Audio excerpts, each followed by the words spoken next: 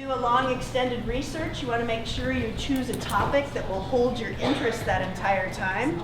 Then we worked with wonderful Louisa in the library, figuring out what are some good quality sites to go to. Wrote some more. This year we printed out the reports in MLA format, which is double-spaced, and everybody's report was between 6 and 16 pages of writing. Those were assembled into beautiful creative journals out the hallway. I hope you guys will all take time to look at them for the next few weeks. And then we culminated and summarized into a live performance. So learn about these authors and enjoy these fabulous performances.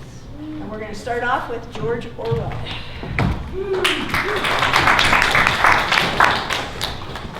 Hello, my name is Arthur Blair, otherwise known as George Orwell. I gained the majority of my recognition through my two novels, 1984 and Animal Farm. During my early years, I was brought up in a relatively poor English family. I was originally born in Bengal, India on June 25th, 1903, to my father, Richard, and my mother, Ida, and one sister, Marjorie. At the time, my father was working as a civil service agent in India. When I was just 4 years old, we moved to England, where I was raised by my mother. I was often a sick child, battling the cold or the flu, and I was often quite lonely, often composing poetry and stories to myself and holding conversations with imaginary people. When I was just 8 years old, I was sent to a private preparatory school in Sussex, St. Cyprian's. I did not enjoy it and was relatively unpopular with my peers. I found the most comfort in books. My time at St. Cyprian's and my academic performance also allowed me to scholar at two other private schools, Wellington and Eton. My time spent at these schools also shaped my opinions of the English class system, with wealthier students getting treated better than poor ones.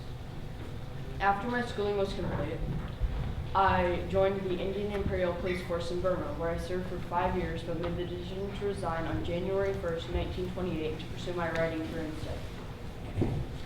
After I returned from Burma, I took any job I could, working hard to make ends meet. I worked as a dishwasher, kitchen porter, and I also earned a portion of my income through occasionally teaching and writing articles for the newspaper. In June of 1936, I married my first wife, Eileen O'Shaughnessy. Soon after my marriage, I traveled to Spain to assist a rebel group battling General Francisco Franco. While I was in Spain, I was shot twice, once in the arm and once in the throat. After I was unable to speak for weeks and spent a very long time recovering. As soon as I was better, I returned to England. Soon after my return to England, my health problems immediately began to show. I experienced multiple-month periods of sickness and spent many months at Preston Hall Sanatorium attempting to recover, and I was officially diagnosed with tuberculosis in 1998. To support my wife and I in this time of hardship, I took on numerous writing assignments and eventually got a job at the BBC. However, I found that with World War II raging on, I was in charge of producing propaganda, something that I very much loathed. When I resigned from the BBC in 1943, I wrote that the atmosphere was something halfway between a girls' school and a lunatic asylum. In 1944, 1 year after resigning from the BBC, my wife and I adopted a son who we named Richard Horatio Blair. Shortly after the adoption, my wife died in 1945, and Richard was raised for the most part by my second sister, Avril. For the remainder of my life, I was in and out of hospitals fighting tuberculosis and writing. I published both of my masterpieces, 1984 and Animal Farm.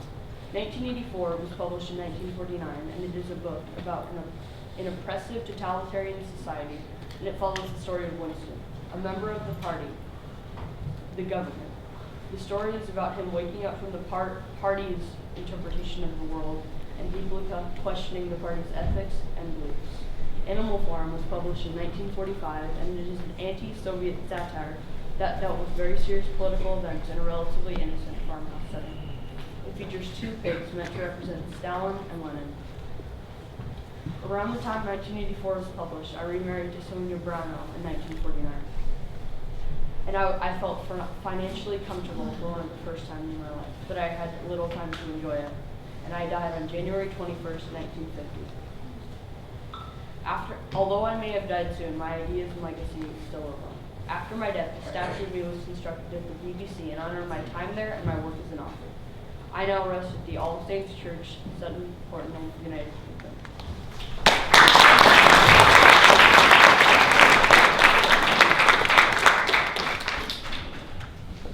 Hi, I'm Rocky Balboa, a character from the movie Rocky. Yeah! They named the movie after me. Rocky was written by, in my opinion, the best actor and writer in the world, Sylvester Stallone. He was born July 6, 1946 in New York City. There was an accident when he was born. The doctors pulled him out and they severed one of his facial nerves, which left him with part of his lip, tongue, and chin paralyzed. That's why, if you know him, he talks kind of funny. His mom is Jackie Stallone and his dad is Frank Stallone Sr. In the early 50s, his dad moved his family to Washington, D.C. when Sylvester Stallone was 11 years old. This was the same years that his parents got divorced and he spent years in foster care. He got suspended multiple times for fighting and for having poor grades. When he was 15, he moved to Philadelphia to live with his mom, where he went to high school for troubled kids. After a few years later, he went to the American College in Switzerland, where he got interested in studying drama. After a couple years, he moved back to the U.S. and went to the University of Miami to focus on dramatic arts. Shy of completing his degree, he moved to New York City to pursue his acting. Now he was a struggling actor in one of America's biggest cities. He had many jobs before his writing and acting, as in cleaning up lions' cages at zoos and ushering at movie theaters. He had a couple quick, uncredited appearances in a couple of not-so-good movies. He had been married 3 times. His first wife was Sasha Kazak. That ended in 1985, the same year he met Bridget Nelson, and they got married in 1985. They divorced shortly after in 1987. In 1996, he finally married Jennifer Flavin, who he is still with today. And all that time, he had his 2 sons, Sigurd and Sergio, and 3 daughters, Sistine, Scarlett, and Sophia. Because he didn't have much success acting, he started writing his own movies. The first movie he wrote was called Rocky. It was about a struggling boxer, me, named Rocky. Many producers were interested in it, and even one time offered him $36,000. And as a struggling actor, that was very tempting. But Sylvester Stallone refused to sell it unless he played the lead role. 2 producers in 1976 eventually bought it. I was born. Rocky 1 went on to make $225 million and to win 10 Academy Awards. It was nominated for Best Writing and Best Screenplay Written. In 1979, Sylvester Stallone wrote, directed, and starred in Rocky 2, and later in 1982 did the same for Rocky 3. That was the same year his next big hit, Rambo, came out. It was about a troubled Vietnam Green Beret vet who went to war with the police in a small town. This movie was also very successful and made $125 million. Sylvester Stallone eventually went on to write 24 different movies, including all the Rockies, Rambos, and Expendables series. He starred and directed in most of the other ones. Sylvester Stallone is mainly known for his acting, but many people see him as a writer. If it wasn't for his writing, then I would never have been born. One message that he conveyed through his work is perseverance. I was a struggling boxer and I was a struggling poor person and wanted to be a boxer, and everyone said I was impossible and I couldn't do it, and I eventually did and became very successful. This reflects on Sylvester Stallone's life because he was also very poor and wanted to be an actor, and everyone said it was impossible and couldn't do it, and he eventually did, and he too became very successful. Sylvester Stallone is now 7 years old and living in a house in Beverly Hills that he moved into in 1985. There's a statue of me in Philadelphia and the stairs I ran up in Rocky 1. If you're a true Rocky fan, you should definitely go there. Sylvester Stallone just finished the Rocky series with Creed. He won Best Performance by an Actor in a Supporting Role in the Golden Globes, and he also won Best Supporting Actor of the Year. We never know with this guy, movie after movie and award after award. There may just be a Creed number 2.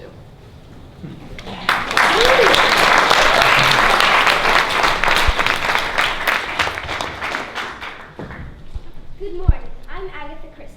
You may know my name from particular books such as Murder on the Orient Express, ABC Murders, and In London. I was born September 15, 1890, in Torquay, Devon, on the southwest part of England. But don't be rude to me.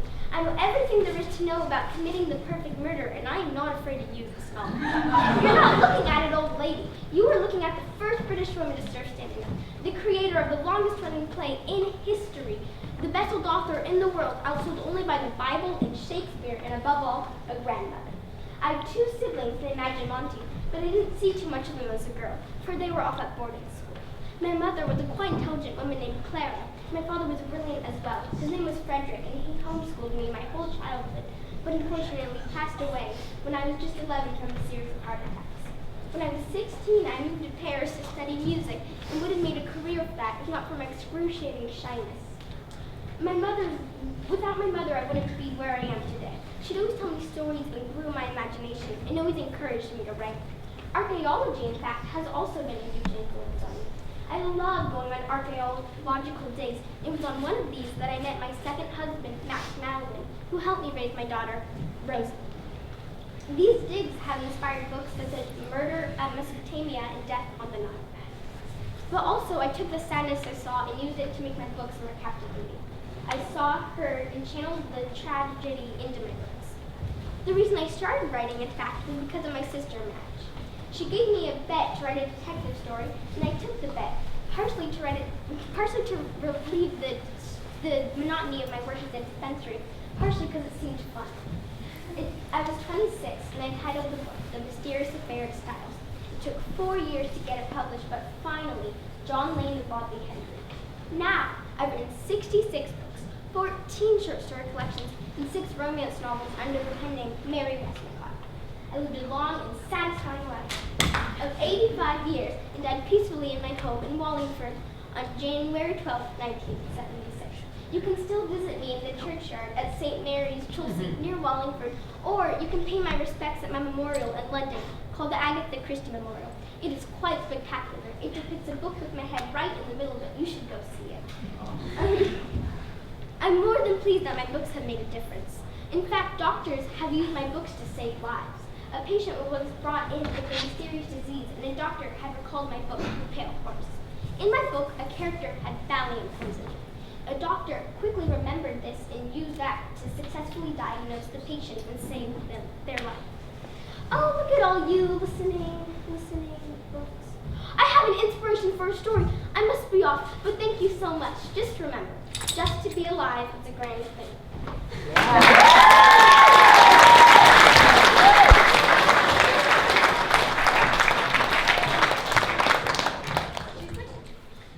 I am Esperanza Rising. I was created by Pam Munoz-Ryan, whom you should probably know wrote the book that I am in, Esperanza Rising. Except she created me after her grandmother, so this is technically her grandmother's story. I think her grandmother was nice and wrinkly. Anyways, the book is about a rich young girl who is very spoiled. Hey! But one day that is all taken away from her, and she has to move to the US to become a farm laborer. That represents my two sides, poor and rich. But enough about me. Let's get on to the person who created me. Pam Munoz-Ryan is an amazing author, but she didn't start there. Actually, she never really thought about being an author when she was young. Pam was born in Bakersfield, California on Christmas Day. She was raised by Esperanza Munoz, isn't it such a perfect name, and Donald Bell. She was the oldest out of 2 other sisters and 23 cousins. I mean, being an only child was hard enough. Pam went to McKinley Elementary but moved when she was 10. After elementary school, she went to Washington Junior High and Bakersfield High School. But after high school, she did not take classes to become an author. She decided to go to San Diego State University. Soon afterwards, she met James Ryan in 1975 and had 2 kids.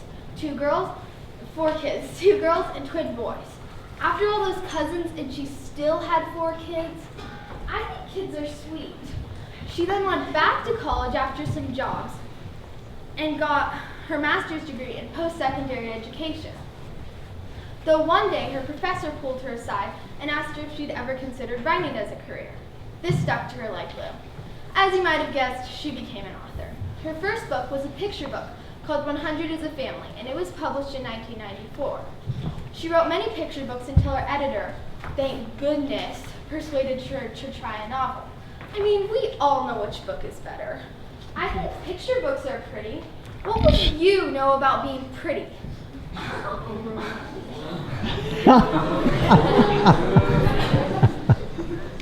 Pam Munoz-Ryan has written over 40 books, picture and novel, including Esperanza Rising, Echo, and Mice and Beans.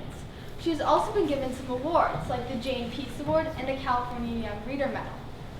Through her writing, Pam Munoz-Ryan makes you cry, laugh, and listen. The message Pam often conveys is that even in the bleakest day, the darkest hour, there is something pure to live for. I can't speak for Pam Munoz-Ryan, but I've heard she just wants all of you to turn the page, to see the story unfold. If you read one of her books, preferably ours, hopefully you will turn the page.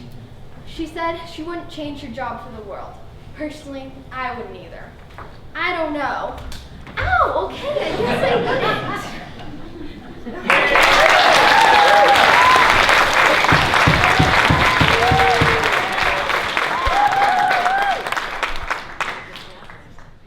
Hi, I'm Daisy Carpenter. Wendy Mass created me for the book The Candy Makers. I am secretly a spy on a mission to tell you this, so don't tell Wendy Mass. She doesn't know. Wendy Mass was born on April 22nd, 1967. She is 49 years old. When she was a child, you would never see her without a book or a paper and pencil in her hand because she loved to read and write so much. She got into writing when she was in 5th grade, and she wrote her first short story about her cat that turned into a goat and broke into her neighbor's house. When she was 14, she had a job at her local public library just so she could be around books. An influence that really inspired Wendy Mass's writing was when she read the book Allegra Maud Goldman by Edith Connolly. I've seen it in her room, and I will just say, it is very well loved. The first book she wrote was called A Mango-Shaped Space. It was published in 2003. A few of her other books are Every Soul a Star, the Willow Falls series, and Heaven Looks a Lot Like Them All. In my opinion, the best book she's written is The Candy Makers because I'm starring in it. She now lives in Sparta, New Jersey with her husband Mike, her twins Griffin and Chloe, and her cat Zoe.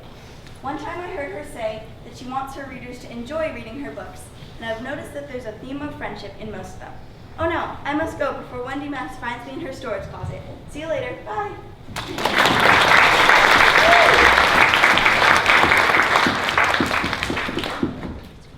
Hi, my name is Charles John Huffam Dickens. I was born on February 7th, 1812 in Portsmouth, England. My parents were John and Elizabeth Dickens. They were a super outgoing couple and even attended a party the day I was born. I was the second of 8 children, and unfortunately for us, finances were always a problem. But I mean, I guess that's what you get from throwing all those lavish parties. Because of this, my father was sent to prison, and I was sent to work at a blacking factory when I was 12. 12! So all you kids who get to go to this school, you're pretty darn lucky. After my father was released from prison, I was allowed to return to school. I finished my formal education at the age of 15. After that, I worked for the True Sun newspaper and the Mirror of Parliament as a journalist. For both these careers, I had to learn shorthand, and I must say I was quite the expert. I mean, I was pro. My first wife was Catherine Hogarth. We had 10 children, but there was a little bit of an issue. I met a beautiful woman named Ellen. She was only 18 and I was 45. But hey, these were the 1800s. Things were a little lax back then. Because of Ellen, Catherine and I had a separation in the year of 1858. I started to write novels, though, in the year of 1836. I wrote 15 classic novels that were hugely popular in the 1800s. And I must say, they're still pretty huge today. Yeah, you'll all read my books in high school. And for all you adults out there, I'm sure you remember reading A Tale of Two Cities. What a page turner, am I right? Yeah. My first collection of books were the Pickwick Papers, but some of my more famous books were A Christmas Carol, David Copperfield, and A Tale of Two Cities. Lots of the events that happened in my life I use as inspiration for my books. For example, the book David Copperfield is a semi-biographical book about myself.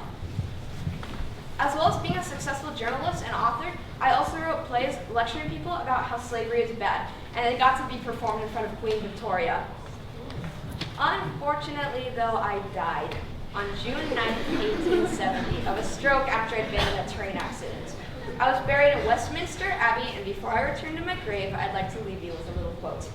The most important thing in life is to stop saying I wish and start saying I will.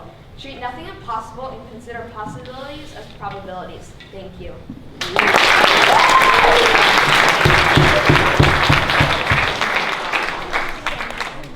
My name is Theodore Geisel, or Dr. Seuss, and I'm dressed up as one of my most famous characters, the Cat in the Hat. Good morning, I made my living, keeping millions of children enthralled. My name is Theodore Geisel, but Dr. Seuss is how I'm called. It started in Springfield as a child, when I lived next to a zoo.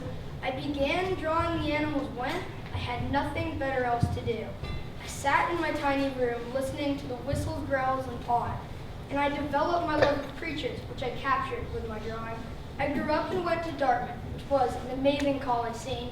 Here I became the editor-in-chief of the college humor magazine. I wrote stories and comic strips, though I'm not sure what I was thinking. but still during the Prohibition, I was caught in my dorm room drinking. I was no longer allowed to write comics. The university had taken a stand. If I wanted to keep writing, I needed another plan. So I devised a different way to put my comic talents to use. The former Theodore Geisel took on the pseudonym Dr. Seuss. I next went on to Oxford, where I met my future wife.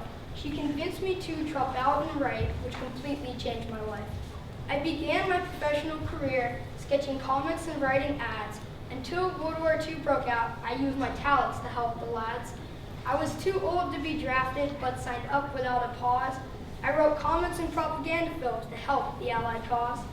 While presenting my films to generals, I was trapped behind the enemy line and rescued by our U.S. troops who arrived just in time.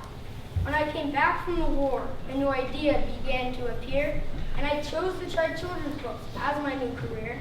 So I drew and I painted until my first book was complete, and it turned out to be a hit. And to think that I saw it on Mulberry Street.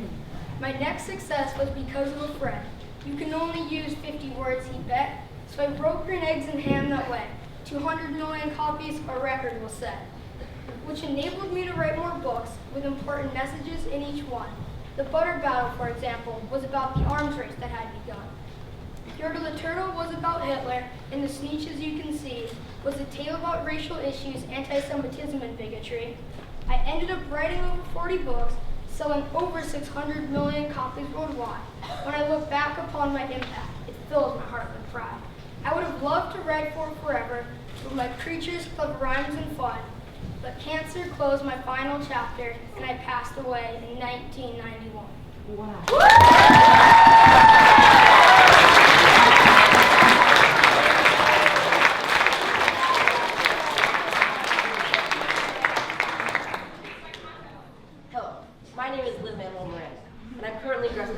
as Hamilton for my hit show Hamilton. I was named after a Puerto Rican poem about the Vietnam War my father read when he was a child. Nana Roja para mi hijo Lin Manuel. I was born on January 16, 1980, the child of two Puerto Rican immigrants. My mother came to the U.S. when she was an infant, and my father graduated from college before he turned 18 and went to NYU for graduate studies. I grew up in Upper Manhattan in a mostly Hispanic neighborhood called Inwood, with my mother, my father, my sister, and because my parents worked so hard, our live-in nanny, Edmunda Claudio, who I would call abuela, even though she wasn't really my abuela. Every summer, my sister and I would visit our grandparents in Puerto Rico to practice our Spanish and experience the culture. I have since been able to draw a lot of inspiration from these experiences, the neighborhood I lived in, and the vibrant Hispanic culture that seemed to radiate from every street corner. I was also exposed to a lot of different musical genres when I was growing up, including early 90s pop music. When I was 5, I was accepted into a public elementary school for gifted children, where the bus driver would always play hip-hop music and teach us the lyrics. My father taught us to dance salsa, and my family loved musical theater, and although we could rarely afford to see a show, we owned many cast albums. As I grew up, I got more and more interested in musical theater and did many productions in elementary and high school, and I even started writing my own short 20-minute shows, which were displayed at my school's annual theater festival. After I graduated from high school, I went to Wesleyan University, where I studied film and theater. During my sophomore year, I moved into La Casa, a Latino residence and cultural center, where I wrote In the Heights, a show about a community of people living in Washington Heights, a mostly Hispanic neighborhood not too far from where I grew up, so I was able to take a lot of inspiration from my own life. The show was staged in 1999, and although the story hadn't completely worked itself out, I found the different musical genres to have a lot of inspiration. Instead of just using classical Broadway, I decided to mix in a blend of salsa and hip hop, two musical styles very rarely used in musical theater. Once I graduated, I met with Wesleyan alumni Thomas Kale, who wanted to help me get In the Heights off the ground. We did periodic readings of the show, and we hired a young playwright to rewrite the script. And we came to the conclusion that I would need to play Usnami, the bodega owner who acts as the cornerstone of the block and the narrator. My dreams came true in 2007 when the show opened off-Broadway and moved to Broadway later in the same year, where it was praised by critics and won 4 Tony Awards, including Best New Musical and Best Original Score. I then moved on to my next big project, Hamilton. When I found inspiration from a biography on Alexander Hamilton, I read by Ron Chernow. I found his story to have a lot of similarities to the life of my father and many famous rappers, with his ambition and recklessness. So in April 2009, when I was invited to perform at the White House at a poetry jam, I decided to perform the opening number of my work in progress, a rap song that grows in intensity as Alexander Hamilton makes his way from the Caribbean to America, a story that I closely related to. We continue doing periodic readings, and we cast people. But what we did differently was instead of casting a bunch of white men, we decided we wanted a diverse cast of people of all races and backgrounds to play the Founding Fathers, and I became Hamilton. The show opened off-Broadway in February 2015 and moved to Broadway in August of the same year, where it gained massive praise and was nominated for a record-breaking 16 Tony Awards, winning 11, including Best New Musical and Best Original Score. I live in New York with my wife, I married my girlfriend Vanessa Nadal in 2010, a corporate lawyer whom I went to high school with. And because we both love musicals so much, when our first son was born in 2014, we named him Sebastian for several reasons, including it is the name of the crab in The Little Mermaid. I live in New York with my wife, my son, and our dog Tibio, and I continue writing music. I'm 37 years old. I started out as a young Puerto Rican living in Upper Manhattan and followed my dreams to Broadway. I wrote about people who inspire me and hope to inspire more young authors all over the world. So I decided that with all I have left to do in my life, I have not thrown away my shot. I have not thrown away my shot. And yo, I'm just like my country. I'm young, scrappy, and hungry, and I'm not throwing away my shot.